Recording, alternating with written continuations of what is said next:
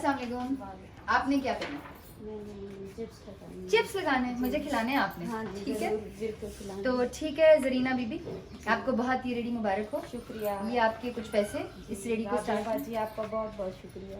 कोई मसला नहीं है, बस अब अच्छे से चिप्स लगा और कारोबार में। हाय अल्लाह, ये क्या बात हुई?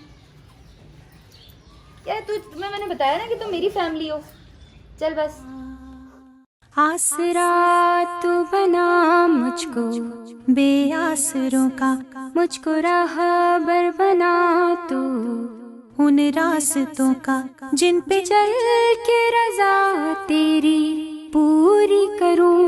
फिर गुनाहों की दलदल में मैं न गिरूं। मैं गुनाहगार हूँ मौला माफ तू कर। मैं गुनाहगार हूँ मौला माफ तू कर। माफ कर तू मुझे माफ कर। माफ कर तू मुझे माफ कर। माफ कर तू मुझे माफ कर। माफ कर तू मुझे माफ कर। माफ कर तू मुझे माफ कर। माफ कर तू मुझे माफ कर।